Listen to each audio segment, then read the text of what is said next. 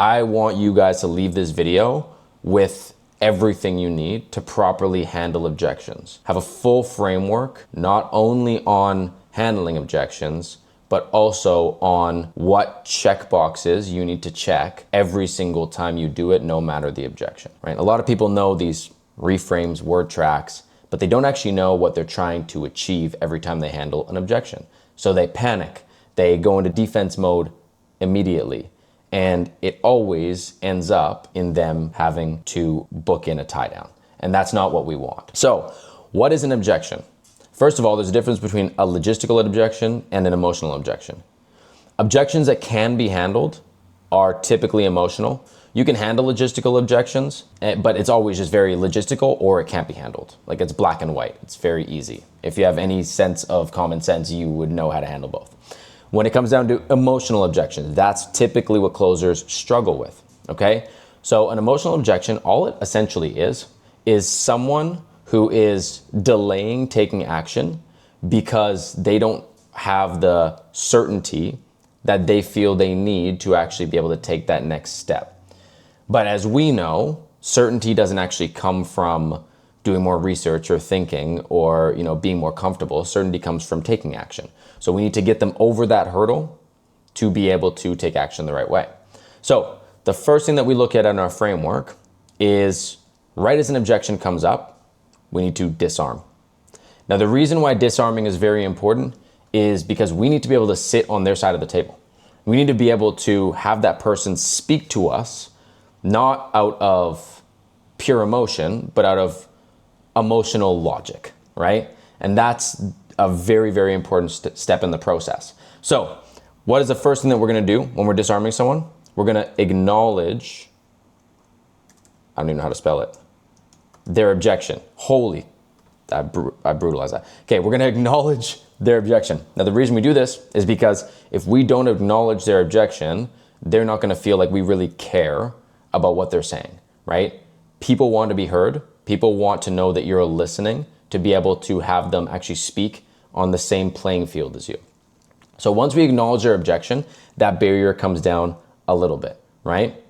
Next thing is obviously validating it, right? People want to, again, be heard, but also feel like you actually care about what they're saying, right? If you just acknowledge it and you just say, yep, I hear you, but you don't actually validate it, they're gonna just think that you're not serious. They're gonna think you're lying. So we need to validate it and actually show them that we care and we understand where they're coming from, right? And then the final step of disarming someone is gonna be to actually normalize said objection, right? We need to normalize this objection. And the reason why we do this is because then it puts it into context for them that they're not really alone, that most people go through this process. So then when they go through the process of objection handling, they know that this is pretty common. They're not thinking only based off fear. They're gonna think, again, with more emotional logic, okay? Next thing that we do is we tie down. Now, the reason why we tie down is because we need to know that the objection is real, and we need to bring them back to results-based thinking rather than having them on cost-based thinking.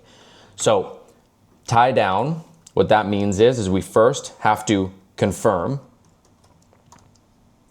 okay?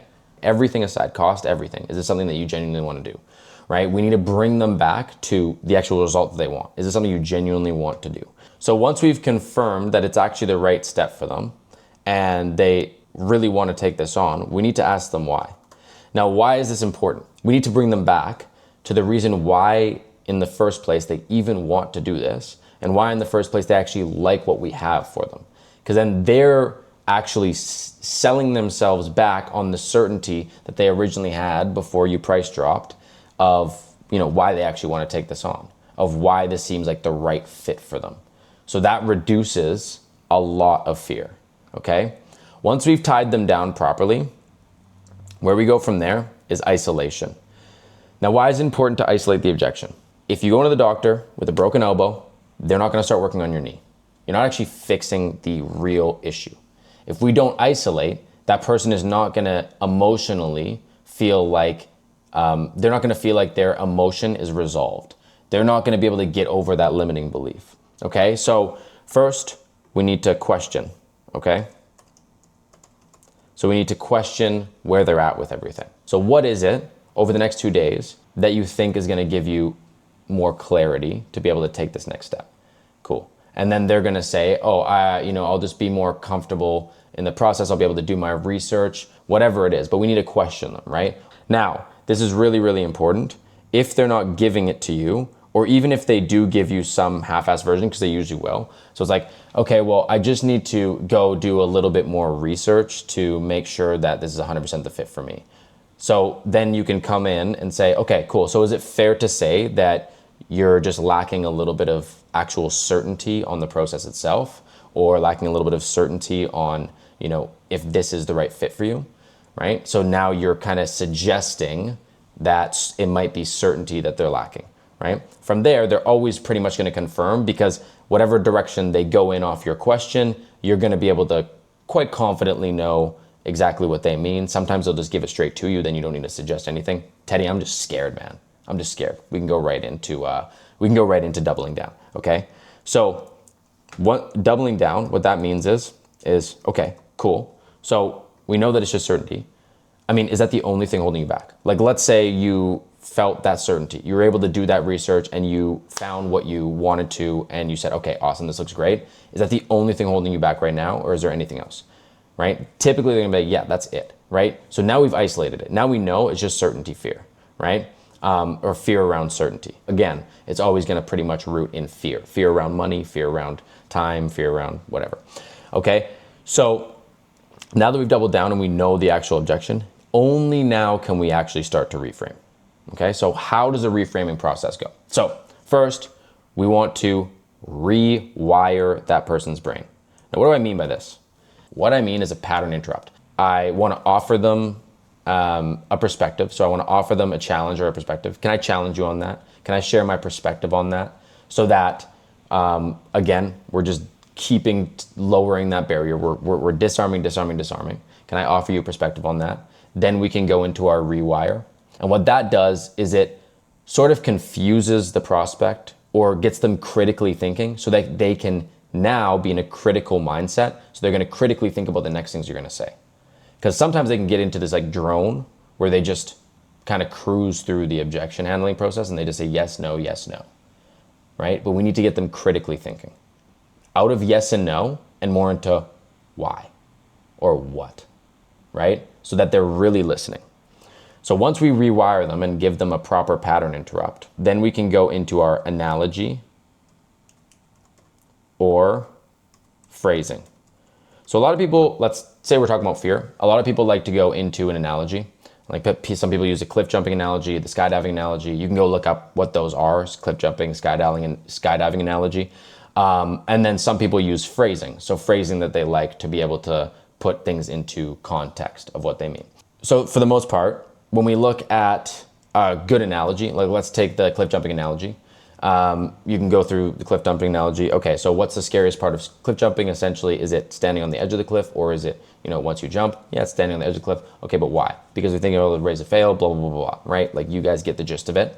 Or you can go through phrasing, okay? So with phrasing, it's more like essentially the people who see success aren't the ones that avoid failure. They're the ones that move past it, right? So they're the ones that actually move through it and figure it out. That's just like an example. There's a ton of other different things that you can say. It just depends on what you're looking at. So if you're tackling failure, you go, either analogy or phrase. And once you've actually tackled that, then you bring it back to them. Okay. So we bring it back to cost of inaction. And the reason why this is important is because we're bringing their pain points back. Okay. So look, George, we spoke about it, right? Like you haven't been able to actually help your mom the way you want for the past 2 years. How much longer does George want to actually wait to get to those goals that we spoke about? Okay. And if we don't move towards the goals, if we don't take action, if we let fear win, then where are we going to be in 12 months from now? Right? Cost of inaction. Then we can go into his identity. Now, the reason why this is important is because they haven't seen success yet, typically. Sometimes they have. It depends on what prospect you're talking to. But typically, your prospects haven't seen success yet. We got to identify him as the version of George that he wants to be, and rather than identifying him as the version of George that he is, right? Because how has George been operating all these years? Okay, and if George 2.0 was sitting here right now, the version of you that's actually done 20K months, the version of you that's done 30K months, what do they do in this exact scenario? Yeah, exactly. He takes action. He actually does what's needed to be able to succeed, to be able to get to those goals, right? And why does he do it that way, right? Like, let's say we're talking about certainty, and why does he do it that way, right? And then George's gonna say whatever, and you can say, yeah, well, essentially it's because George doesn't wait for certainty to fall in his lap. So we have to identify him as someone that dominates the fear, that creates a certainty. We have to identify him as someone that's already at those goals. Okay, now once you've done all this and they're in a mind state where they agree and they genuinely feel like, okay, cool, I'm ready, most closers fall off here. It's actually crazy. Most closers get through all that perfectly and they fall off here. They don't get final commitment. Now, what does final commitment mean? Well, first, we need to confirm. I'm glad that you can see it from a perspective that allows you to push forward with pace and actually get to those goals. But I want to know, like, genuinely, are you ready to make the shift? Are you ready to be that 2.0 version of George? Then once we confirm that and we're confident that he's ready, then we can double back. So we'll double back on that and, just double confirm. Right, but I don't want this to just be something you're saying to impress me. I want you to actually mean it. So, like, do you genuinely feel like you can fit into those shoes and do what's necessary to succeed here? Okay. And again, like, just to reiterate, why is it important to you? Blah, blah, blah, blah, blah, blah, blah, blah. Okay, awesome. So now we've got full commitment, but the final thing we have to do is we have to lead. A lot of closers, they'll just leave it in their court. Okay, so what do you want to do? Now that can work, right? We want to get them to still say yes, finally, right? But we don't want to say, what do you want to do? He says yes, and then you don't lead from there, because you don't want to leave any gaps for them to come back and get scared again, okay? So confirm, double back, and then lead through the close. Okay, so the next steps are boom, boom, boom. I'm gonna send you over this, you're gonna do this, then this, then this. You just lead through. Because you've now advised them to put down that barrier to get past that limiting belief, so you now need to advise them through the process. I hope that you got some good value out of the video today. I invite you to leave a comment below. I invite you to DM me and open up conversation. If you want some more real hands-on help, go ahead and hit the link in the description. Go through some of my content. You'll learn a little bit more about who I am. And, it's just a good free training to understand high ticket sales better. If you feel like you align with what I do, go ahead and book in through the application process. I look forward to having that chat.